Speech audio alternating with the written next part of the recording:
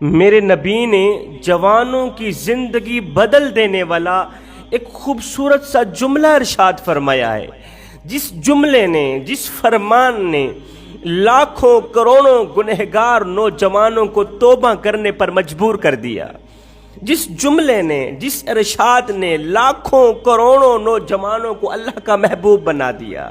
میرے نبی نے فرمایا، صحابہ میں اللہ کا حبیب ہوں، میں اللہ کا حبیب ہوں۔ پھر فرمایا، جو جوان جوانی میں توبہ کرتا ہے وہ بھی اللہ کا حبیب بن جاتا ہے۔ جو اسلام کی مقدس شہزادی جوانی میں توبہ کرتی ہے نا، وہ بھی اللہ کی محبوبہ بن جاتی ہے۔ جوانوں آؤ نا، تم بھی اللہ کے حبیب بن جاؤ۔ اے اسلام کی مقدس شہزادیوں، لڑکیوں، آ جاؤ آ جاؤ، تم بھی اللہ کی محبوبہ بن جاؤ۔ جب تم اپنی ساری زندگی مالک کے نام کر دو گے نا، تو پھر وہ ساری کائنات تمہارے نام کر دے گا۔ یہاں پر میں تمہیں ایک عبرت ناک واقعہ سنانے جا رہا ہوں۔ اس واقعے نے بھی لاکھوں نوجوانوں کی زندگی بدل ڈالی، توبہ کرنے پر مجبور کر دیا۔ وہ واقعہ کچھ یوں ہے، ایک فقیر تھا جس کے دل کا تعلق اللہ کی ذات کے ساتھ جڑا ہوا تھا، اللہ والا تھا، دنیا سے بے رغبت تھا، دنیا سے بے خبر ہو کر اللہ کی عبادت میں مشغول رہتا تھا۔ اسے دنیا والوں کو کوئی پتہ نہیں تھا، دن کو بھی عبادت کرتا، پوری پوری رات عبادت میں مصروف رہتا۔ ایک دن یہ اللہ والا ہجرت کر کے کہیں جا رہا تھا، کہیں لمبے سفر کو جا رہا تھا۔ جاتے جاتے اس کا گزر ایک بہت بڑے قبرستان سے ہوا۔ ہاتھ میں تسبیح ہے، زبان پر اللہ اللہ کا ورد جاری ہے، اللہ کا ذکر جاری ہے۔ یہ اللہ والا ایک بہت بڑے قبرستان سے گزرا۔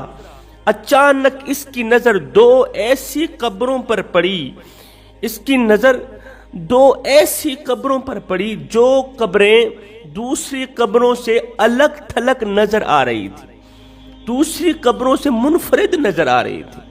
یہ اللہ والا فقیر ان دونوں قبروں کے قریب گیا، ایک قبر کی مٹی اٹھائی، وہ مٹی سونگھنے کے لیے جب ناک پر لگائی تو جان میں جان آ گئی۔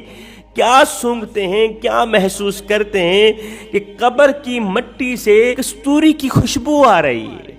ایسے لگتا ہے جیسے قبر کے اوپر پڑی مٹی یہ مٹی نہیں ہے، یہ تو ساری کی ساری کستوری ہے۔ ایسے محسوس ہوتا ہے جیسے قبر جنت کے باغوں میں سے باغ بنی پڑی ہو۔ ایسے لگتا ہے جیسے جنت کی تمام کھڑکیاں قبر کی طرف کھول دی گئی ہوں۔ افسوس کی بات یہ تھی، ساتھ میں ہی دوسری قبر تھی۔ اس قبر کی جب مٹی اٹھائی، وہ مٹی سونگھنے کے لیے جب ناک کے قریب لگائی تو ایک دم نیچے پھینک دی کہ اس مٹی کے اندر سے حرام کی بدبو آ رہی تھی۔ دونوں جڑوی قبریں ہیں، ایک قبر سے کستوری کی خوشبو آ رہی ہے۔ اس بزرگ اللہ والے نے ان قبروں کے اوپر پتھر دیکھے، پتھر کے اوپر مرنے والوں کے نام بھی پڑھے، ان کا جگہ پتہ بھی پڑھا۔ ایک دم اللہ والے نے اپنے سفر کا رخ تبدیل کر دیا۔ اللہ والے نے سوچا کیوں نہیں معلوم تو کروں، جس کی قبر کے اندر سے کستوری کی خوشبو آ رہی ہے وہ کیا کام کرتا تھا، اس نے زندگی کیسے گزاری، اس نے جوانی کیسے گزاری، اور اس نے اللہ کو کیسے راضی کیا۔ جس کی قبر سے حرام کی بو آ رہی تھی نا، وہ لڑکی کی قبر تھی، وہ کسی عورت کی قبر تھی۔ اس اللہ والے نے اسی پتے پر رخ کر لیا، چلتا چلتا اس علاقے میں جا پہنچا، قبر والوں کے عزیز و اقارب تک جا ہی پہنچا۔ پوچھنے لگا، میاں یہ دونوں قبروں کی مٹی ہے، مجھے بتایا جائے جس مٹی سے کستوری کی خوشبو آ رہی ہے اس نے زندگی کیسے گزاری، وہ دنیا میں کون سے ایسے عمل کیا کرتا تھا، اور جس کی مٹی سے حرام کی بدبو آ رہی ہے اس نے زندگی کیسے گزاری، وہ دنیا میں کون سے ایسے گناہ کیا کرتا تھا۔ عزیز و اقارب نے، رشتہ داروں نے پھر اس اللہ والے کو بتایا، جس کی قبر کے اندر سے کستوری کی خوشبو آ رہی ہے نا، وہ نوجوان کی قبر ہے، وہ نوجوان جو پانچوں وقت کا نمازی، وہ نوجوان جس کے دل کا تعلق اللہ کی ذات کے ساتھ جڑا ہوا تھا۔